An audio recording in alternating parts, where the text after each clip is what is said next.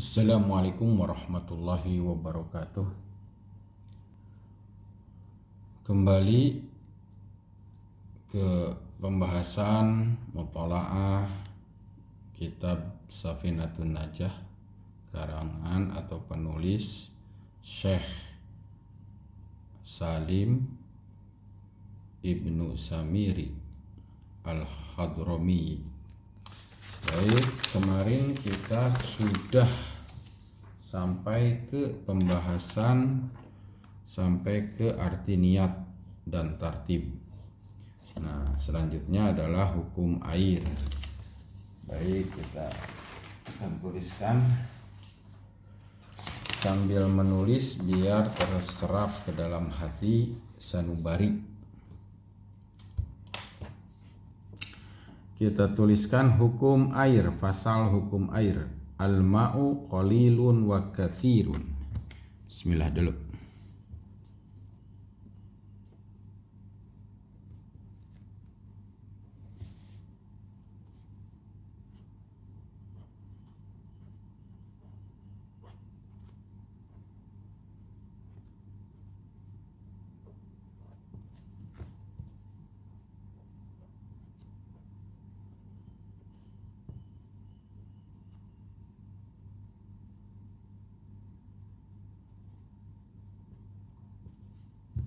Baik. Al-ma'u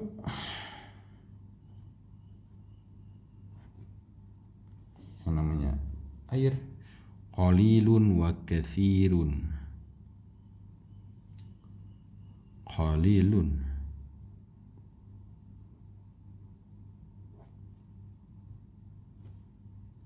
wa katsirun.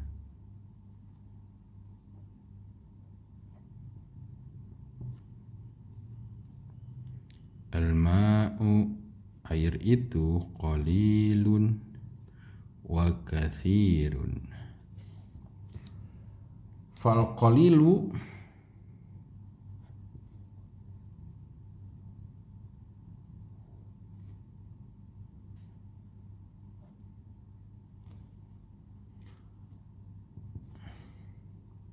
madunal qullataini.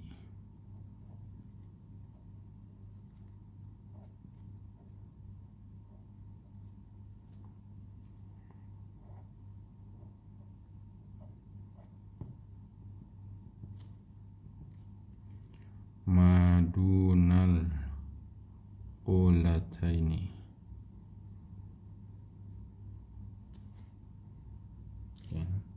Wal katsiru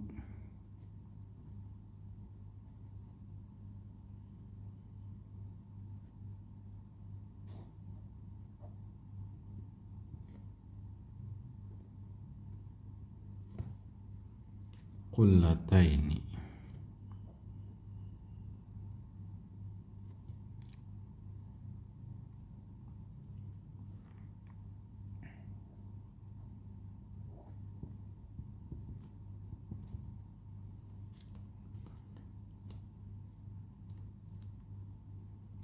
Fa aksara.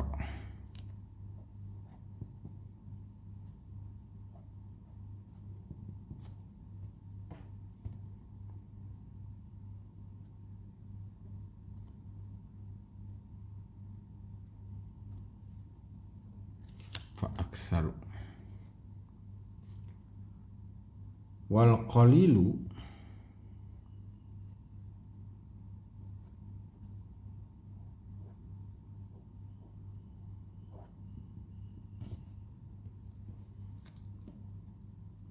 yatanajjasu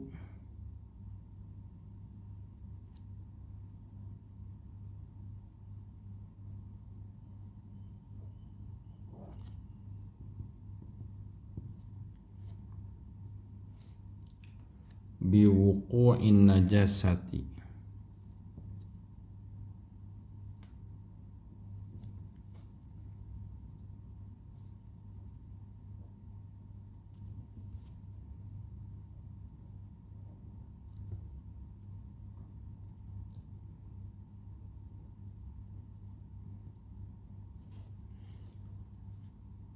wa illam yataghayyar.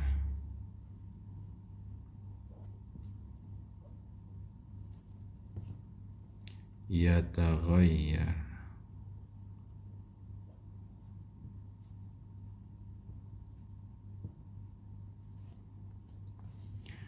Wal qalilu yatanajjasu biwuqu'in najasati wa in lam yataghayyara. Okay. Wal ma'ul kathiru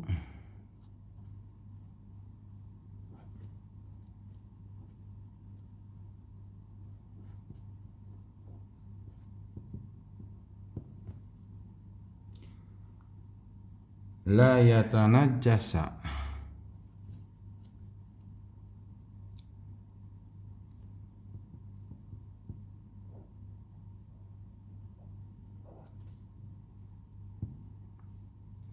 La yatanajjasa illa idza taghayyara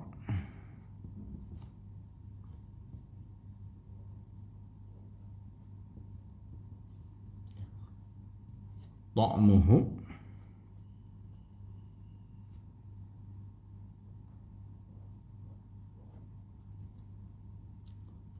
aw rihuhu.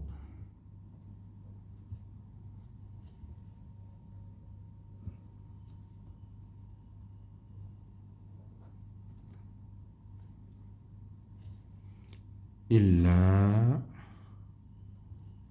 idza taghayyara ta'muhu aw rihuhu. Okay. Saya kasih arti.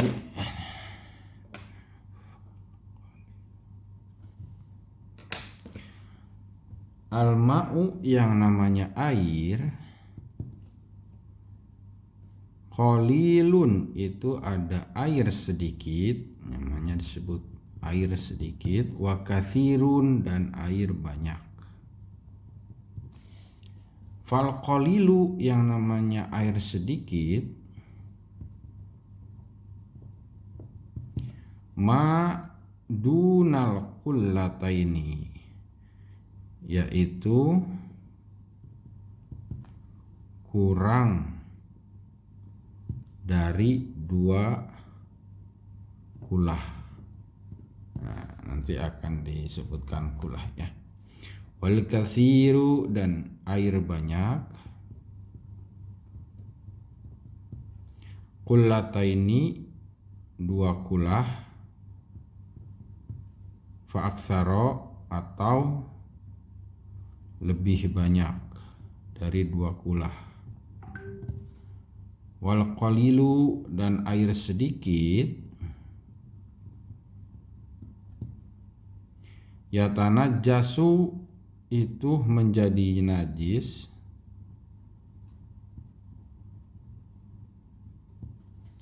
biwuqu'in najasati dengan kedatangan najis, maksudnya terkena.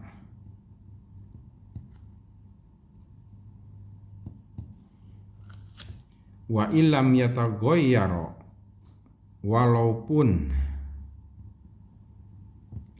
lam itu tidak berubah. Wal ma'u dan wal ma'ul katsiru, air banyak, yang namanya air banyak, la yatanajjasa tidak menjadi najis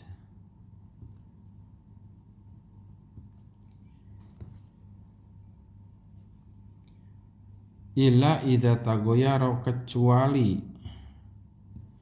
idza itu jika taghayyara berubah, ta'muhu rasanya berubah rasa, aw rihuhu atau baunya. Baik, akan saya jelaskan dulu sebentar. Wal ma'u, yang namanya air itu qalilun wa katsirun. Jadi terbagi dua, ada air sedikit dan air banyak. Musonif atau penulis ini penulis daripada kitab Safinatun Najah, Syekh Salim, menuliskan bahwa air itu terbagi menjadi dua, yaitu air banyak, air sedikit dan air banyak. Fal qalilu, yang namanya air sedikit, madunal kullataini, jadi lebih kurang daripada 2 kulah. Itu. Jadi air sedikit itu, contoh, air tersebut akan kita gunakan untuk membasuh ketika kita berwudu.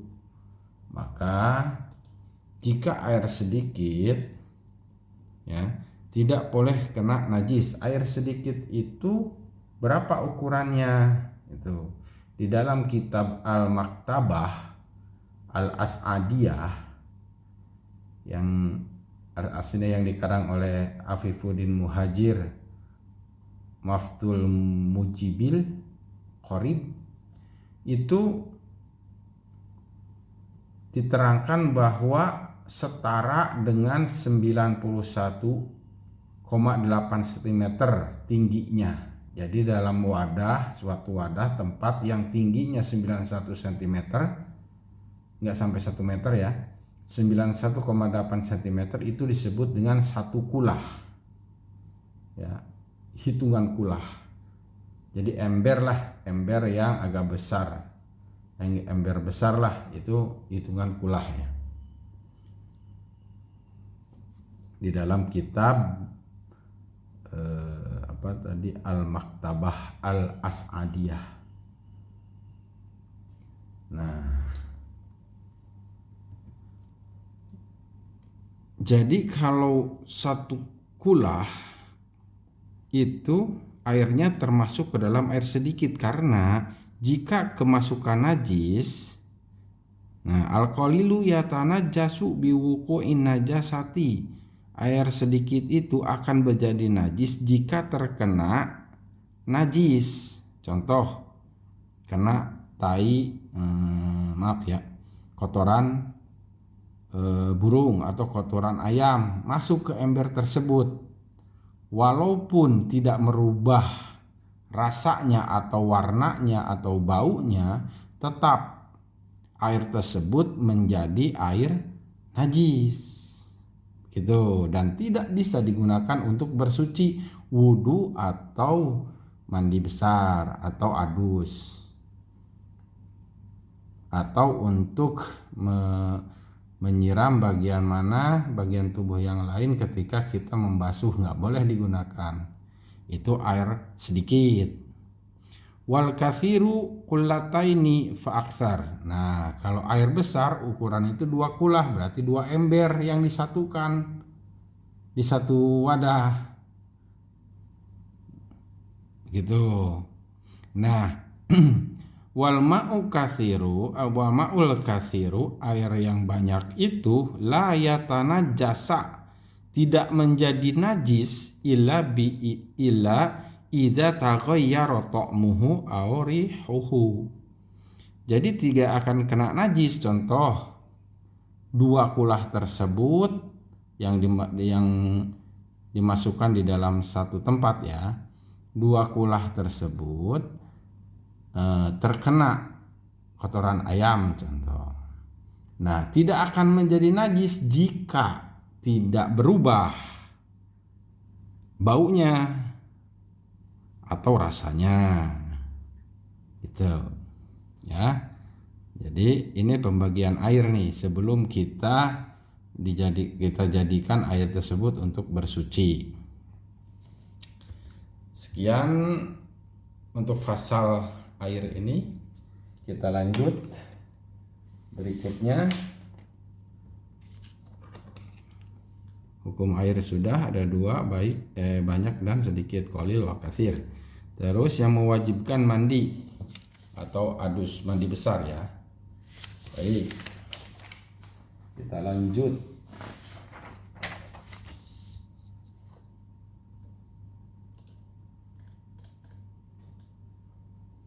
Mujibatul husli sittatun.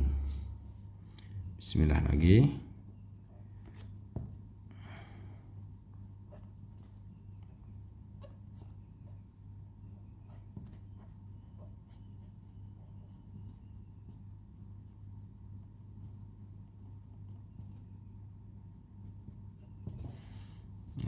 Alangkah baiknya jika sahabat-sahabat semuanya menulis dan bismillah begini supaya di dalam hati itu tergores. Bismillah itu begini nulisnya, seperti itu. Bismillahirrahmanirrahim. Mujibatul ghusli sittatun.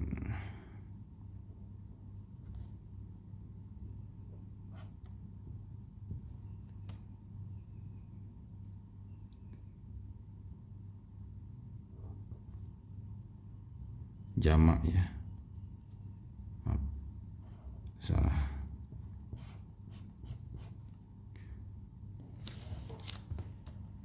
Jamak. Mujibat.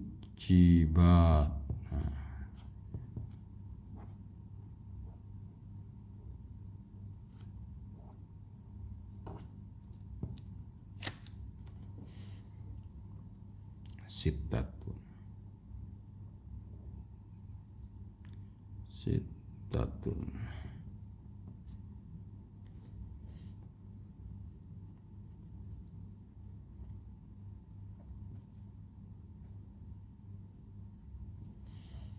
Baik. Yang mewajibkan wudu ada 6. Yang pertama, ilajul hasyafati,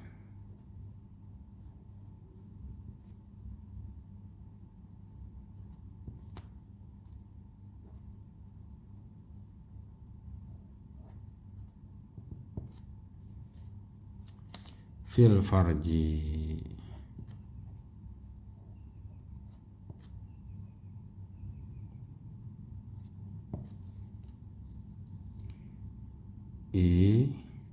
Ilajul hasafati fil farji. Yang kedua, khurujul mani.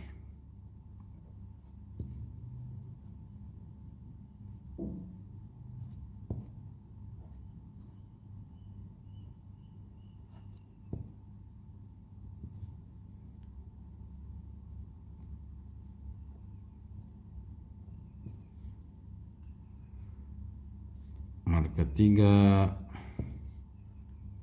al-haidu.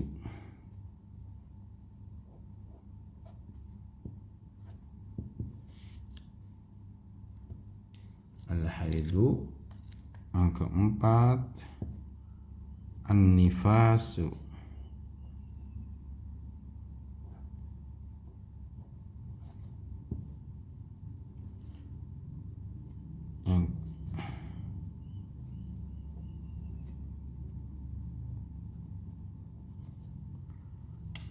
Yang kelima, al-wiladatu.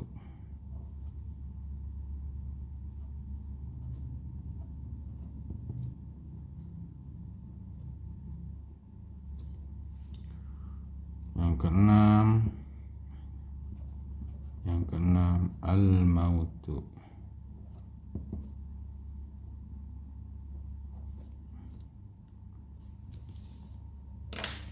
Baik. Pasal berikutnya yaitu yang mewajibkan adus gusli mandi besar.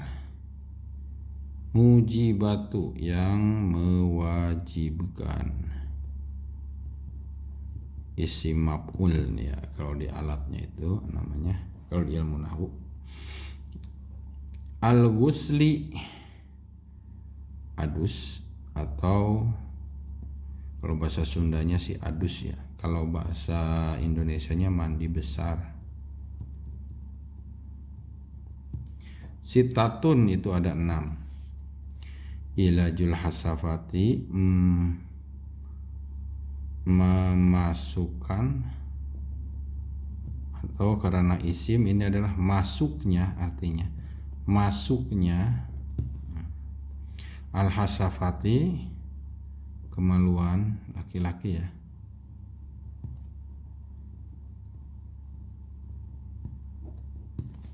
fil farji ke farji, kemaluan wanita. Maaf nih, bukan jorok ini, emang adanya kitabnya seperti ini, memang harus dijelaskan. Yang kedua khurujul mani, keluar air mani. Wal haidu, dan haid untuk wanita ya, wanifasi dan nifas, wal wiladah, dan setelah melahirkan,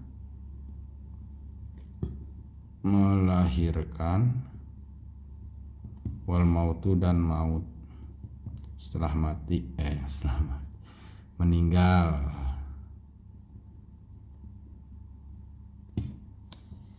Baik, jadi yang mewajibkan untuk mandi besar itu ada 6 perkara ya. Jika terjadi 6 ini, maka seorang muslim wajib untuk mandi besar atau adus dalam bahasa Sundanya. Yang pertama, kenapa yang menyebabkan wajib itu? Yang pertama, ilajul hasafati fil farji, masuknya anggota tubuh yang namanya kemaluan laki-laki ke dalam kemaluan wanita. Nah, jika terjadi seperti ini, maka wajib setelahnya mandi wajib atau mandi besar atau adus. Terus yang kedua, khurujul maniyi, keluarnya air mani. Nah, keluarnya air mani karena sebab apapun ya, atau setelah mimpi atau apapun lah penyebab keluar mani ini, karena air maninya keluar, maka diwajibkan untuk bersuci mandi besar. Wal haidu, dan haid untuk perempuan, untuk wanita, wanifas dan nifas dan wiladah. Dan setelah haid, nifas, wiladah ini wajib untuk mandi. Wal mautu, dan setelah meninggal. Makanya orang meninggal itu suka dimandikan ya, dimandikan sebelum dikuburkan, karena yang mewajibkan, termasuk ke dalam yang mewajibkan adus. Wiladah apa? Setelah melahirkan kan keluar, setelah keluarnya bayi, setelah itu keluar darah juga kan, setelah bersih baru wajib untuk mandi. Nifas juga sama, al-haid juga sama. Baik, itu jadi 6 hal yang mewajibkan terhadap adus atau mandi besar. Paham ya? Nah, ini garis besarnya aja, tidak terperinci dijelaskannya, nanti di sesi yang lain lagi. Berikutnya lanjut. Nah, lumayan sudah 2 pasal rukun mandi. Nah, lanjut ke rukun mandi.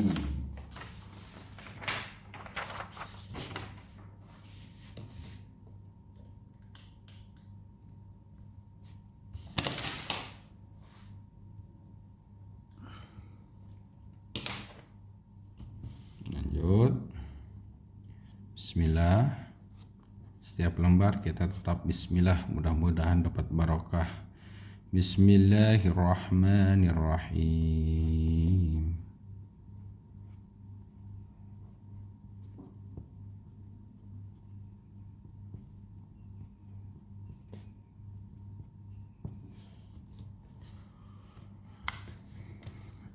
Cuma ada 2 nih fardu wudu.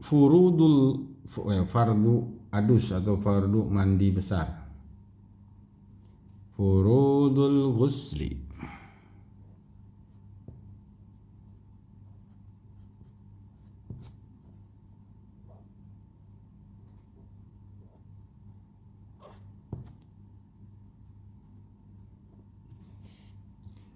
Furudul ghusli isnani, ada dua.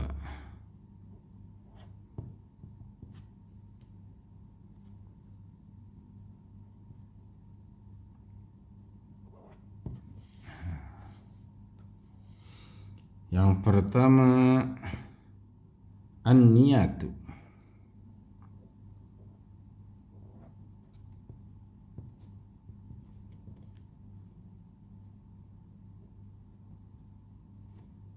Yang kedua tamimul badani bil ma'i.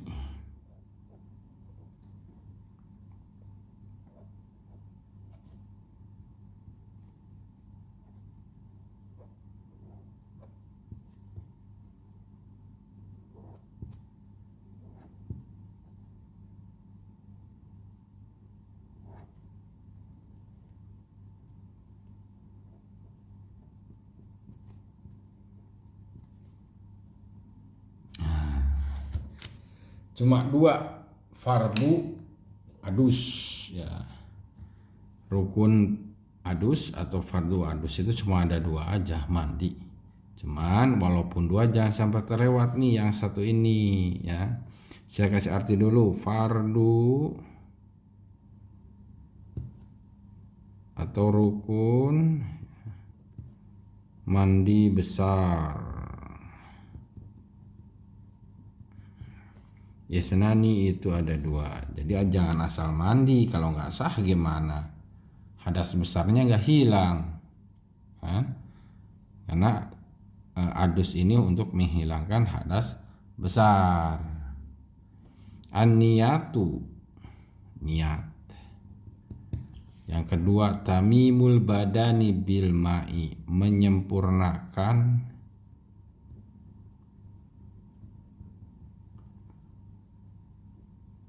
badan bil ma'i dengan air. Jadi tamimul badan itu membasuh dengan sempurna ya. Membasuh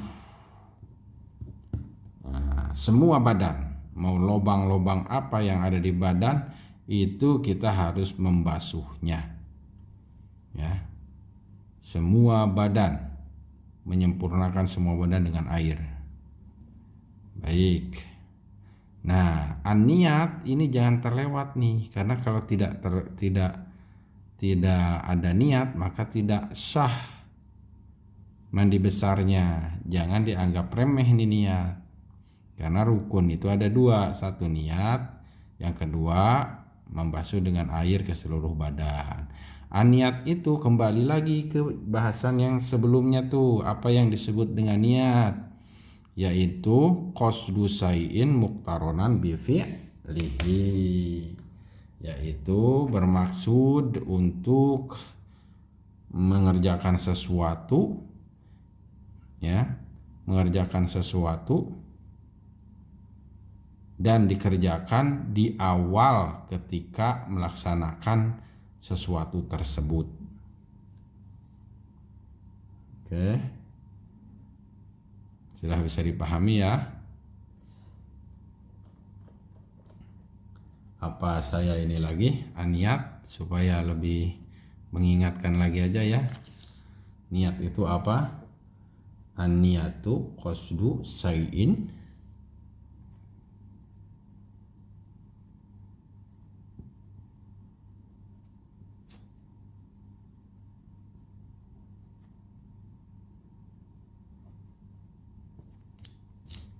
muqtaronan bi fi'lihi.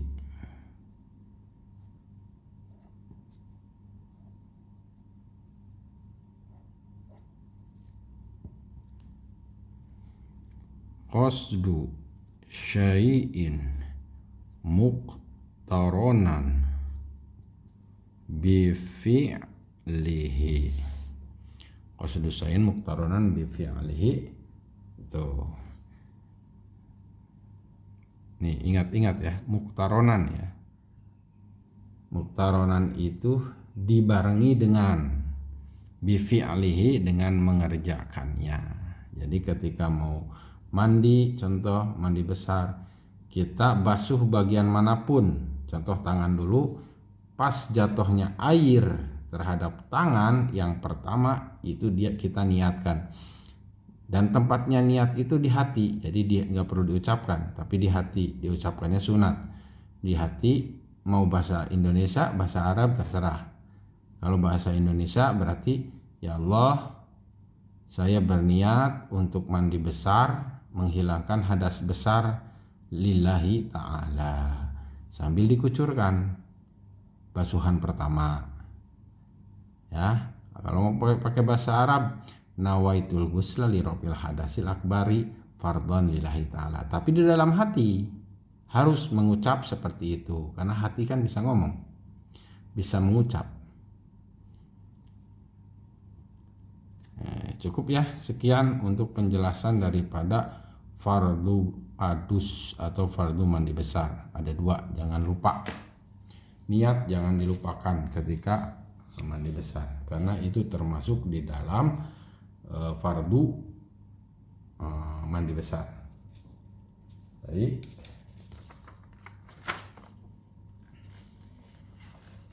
Berarti sudah berapa? 2, 3. Nah, cukup dulu sampai 3 pembahasan sesi kali ini. Selanjutnya syarat wudhu, yang pembatalan wudhu, yang membatalkan ke wudhu, yang diharamkan bagi yang berhadas. Nanti dijelaskan ke sesi berikutnya. Cukup 3 pasal dulu ya sesi kali ini. Nanti videonya yang berjudul Tadarus Safinah sesi 4. Baik. Alhamdulillah wa syukrun ala ni'amillah. Mudah-mudahan tadarus kita kali ini diberkahi sama Allah, sahabat-sahabat yang menonton, yang ikut belajar, yang ikut mutalaah muzakarah, diberkahi sama Allah dan dilancarkan semua urusannya. Amin ya Allah ya rabbal alamin. Bertambah ilmu untuk kita semua. Assalamualaikum warahmatullahi wabarakatuh.